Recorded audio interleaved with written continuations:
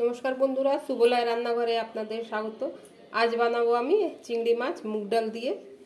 নিয়েছি এখানে বড় সাইজের চিংড়ি আছে 6 পিস নিয়েছি মুগ ডাল, একটা মাঝারি সাইজের পেঁয়াজ আছে, আদা রসুন বাটা, এখানে হচ্ছে ধনে গুঁড়ো, জিরে গুঁড়ো, লঙ্কা গুঁড়ো, একটা টমেটোর, আমি টমেটোর হাফ দেবো। আমার এই যে আদা রসুন বাটা আছে। প্রথমে আমি মুগ ডালটাকে একটু শুকনো খোলায় ভেজে নেবো হালকা হালকা, যেন কাঁচা গন্ধটা সরে যায়। আমার কড়াটা গরম হয়ে গেছে, ভেজে নেবো একটু মুগ ডালটা। আমার মুগ ডালটা ভাজা হয়ে গেছে, আমি তুলে নিচ্ছি। দিয়ে দিলাম কড়াতে সর্ষের তেল। তেলটা গরম হয়ে গেছে, আমি এই চিংড়ি মাছগুলোকে ভেজে নেব।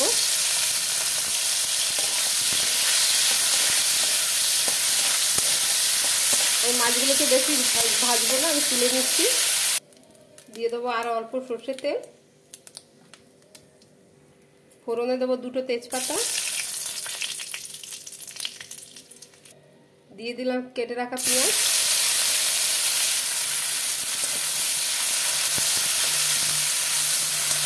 লাল লাল করে ভাজবো অল্প। দিয়ে দেবো আদা রসুন বাটা। আমি এখানে ছোট চামচের 1 চামচের মতন আছে আদা রসুন দুটো বাটা। দিয়ে দিলাম ধনে গুঁড়ো, জিরে গুঁড়ো, অল্প লাল লঙ্কা গুঁড়ো দিয়েছি। দিয়ে দেবো কেটে রাখা টমেটো।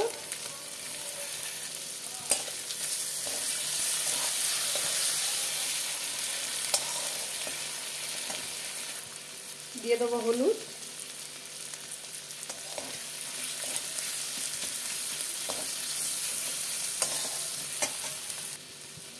দেবো স্বাদ মতো লবণ।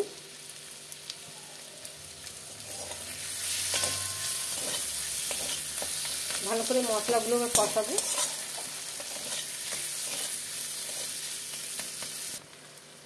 দিয়ে দিলাম 5টা চেরা কাঁচা লঙ্কা।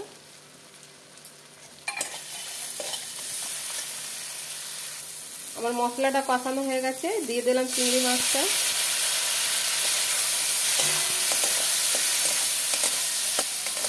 চিংড়ি মাছটাকে একটু কষিয়ে নেব মশলা। দিয়ে দিলাম সেদ্ধ করা মুগ ডালটা।